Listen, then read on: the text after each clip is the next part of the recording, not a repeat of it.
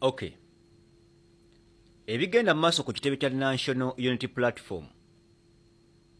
Chairman Nyanzi n'akakundi ke bibagenda maaso n'okukola nga ne President wa Robert Kyagulanyi Ssentamu nga tabimanyiiko. Ebyaddala byennyamiza ate bikwasa ennaku. Ebintu omukulu Chairman Nyanzi byagenda maaso n'okukola binzijukizza. Mwannyinaffe omu eyagwa eddalu. Emyaka egiyiseeko emabega ndowooza yagwa eddalu mu 2006. Najjanjabwa n'awona. Naye ne webutuukidde olunaku olwaliro akyalinamu ka elementi k'obulalu nti akadde katuuka n'agwamu ndowooza kye bayinganga kye bayita akazoole. Tekaggwamukko omuntu yali agudde ku ddalu. Ne bamujjanjaba butya n'awona butya, lazima asigalamu akazoole. Era tayimu etuuka n'otandika okulaba nga ebintu byakola nga biri abunomo. Munnaku okitegeera. Essaawa ya kati Chairman Nyanzi bw'abanga yali mu NRM. Era ng'ebiseera ebisinga nga yabimala ng'ali mu NRM. Kino kijje ku nze gwe Munnayuganda ndaba. Kizibu nnyo omuntu amaze ebbanga ne Museveni, oba kizibu nnyo omuntu amaze mu NRM ebbanga eddene n'aggwamu ka Museveni zimu. Still asigalamu ka Museveni zimu. Essaawa ya kakati omukulu amanyiddwa nga Chairman Nyanzi nga ye mukulu wa President wa Robert Kyagulanyi Ssentamu, ye alowooza nti emivuyo gye bakolanga mu NRM alowooza nti gye bagenda okuvaayo bakole ne mu kibiina kya National Unity Platform. Ate era Chairman Nyanzi akimanyi bulungi nnyo nti terina omu ayinza kuvaayo kumukwatako olw'okuba muganda wa munene. Boyi bino biralamu. Ife ku kitebe kya National Unity Platform omuntu yeka gutuwa ekitiibwa ye Mwenyi Kabwejumbira Fountain of Honor His Excellency Robert Kyagulanyi Ssentamu. Essaawa yakati ne obanga oli muganda we totunyumiza kasasiro.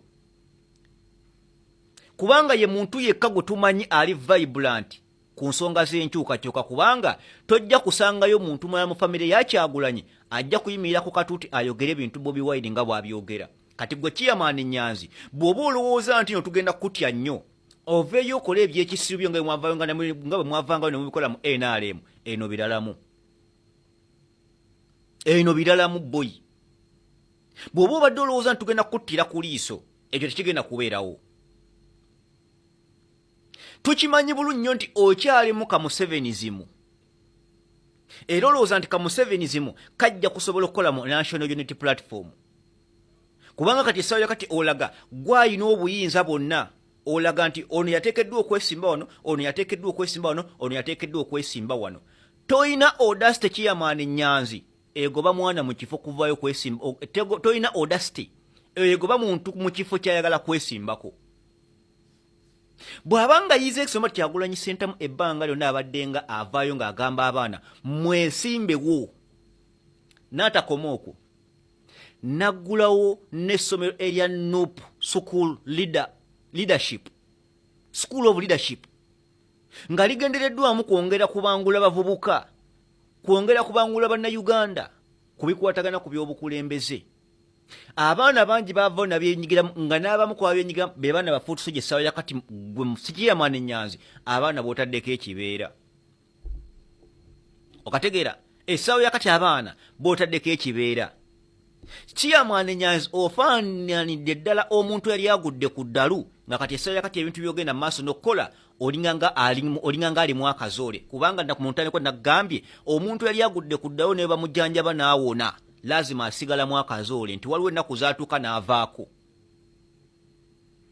Kakati gweoba olowooza nti oli mu NUP oyagala ogezaako okwapulayinga obukodyo bwammwe oba vulugu wammwe gwe mwavangawo ne mukola mu NRM, gwe yagala okuleta mu kimugundi ya Kyagulanyi Ssentamu mu kibiina ekikulemberwa omwagalo w'abangi His Excellency Robert Kyagulanyi Ssentamu tebijja kukola. Ife twavaayo ne tubagamba nti Kyagulanyi okuva bwe yavaayo ne yeesoowolayo n'ayimirira wamu ne bannayuganda takyali mu Kyagulanyi Ssentamu eri mu famire ya Ssentamu mumulindire eyo. Naye bwe ziba nga nsonga za ggwanga tetulina gwe tugenda kuttira, kubanga mu famire ya Ssentamu omuntu yekka yavaayo ye Kyagulanyi Ssentamu. Ebbanga lyonna Chairman Nyanzi bwe mubanga mwalemererwa okuvaayo okukola muto wammwe kyakola, tewaliwo nsonga lwaki essaawa yakati mugenda mu maaso n'okukola ebintu ebivumaganya ekibiina Kyagulanyi Ssentamu. Ekyo mbabuulira. Chairman Nyanzi mu 2021 akalulu ako bannayuganda bavaawo ne bakwirawo omubiri.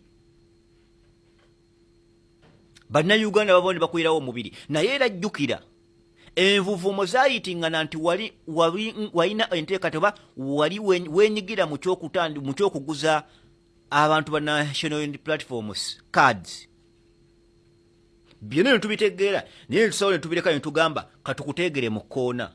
Twabitegeera nti waguzanga abantu kaadi wajjanga ku bantu ku ssente mbu basobole okufuna kaadi za NUP.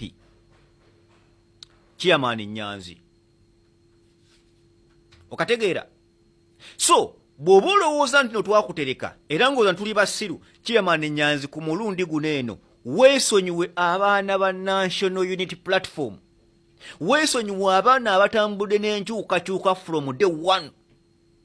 Abaana abatandika ne Kyagulanyi Ssentamu Kyaddondo East nga ne Ssaawa yakati bakyaliwo okoze omulimu gw'amaanyi nnyo okukubakuba ebikono nga n'abamu ku bannamawulire abalina KFM be baali beegwanyizza. Okategeera.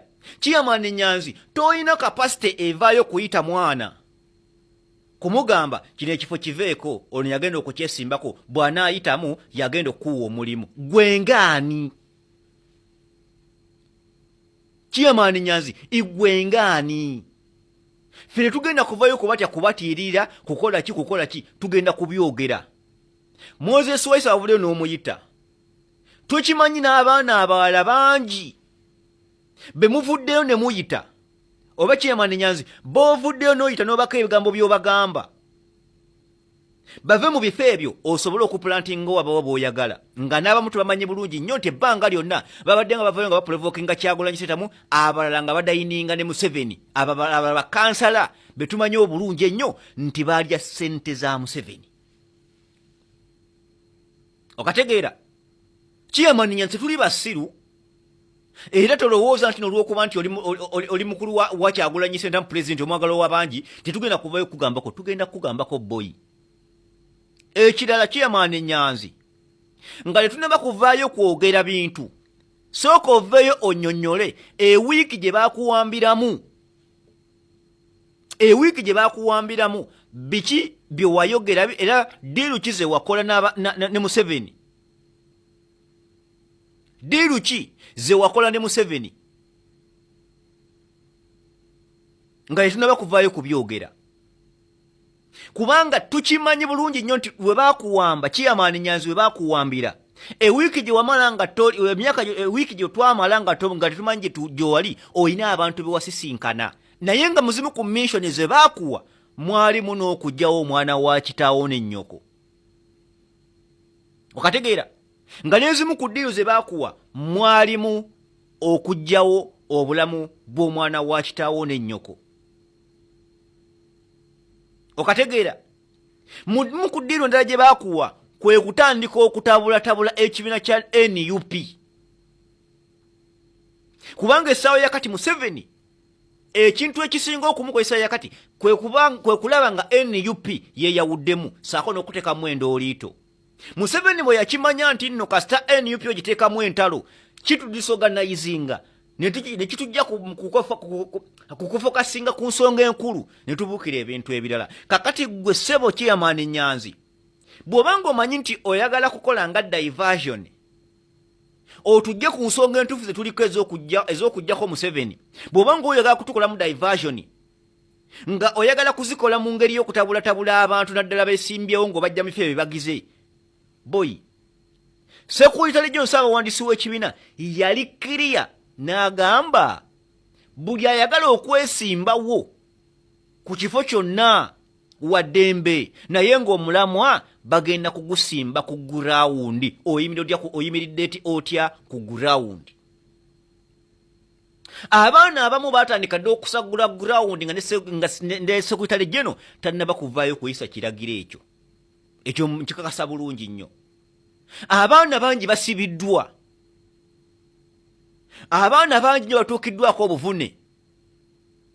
Abaana bangi bayise mu bugubi nga bakimanyi nti at the end of the struggle bajja kubaako ke bafuna nabo basobole okwekubako enfuufu mu kaseera nga mu butuufu nabo we batuukidde mu kaseera balaba ati listi nga baexpressinga kye baagala oba nga bafuna kye baagala mutandise kubakuba kikono mwe mulowooza bano abaana be mugenda mu maaso n'okkuba ekikono be mutaddeko embeera nga mubagoba mu bifo bye baagala okwesimbako mwe mulowooza struggle bw'eneggwa owa singa 2026 atuuka ne tuva mu kalulu nga tekyetuwaba tunaba kukifuna abaana be mukubye ekikono ddala mugenda banasigaza moraalo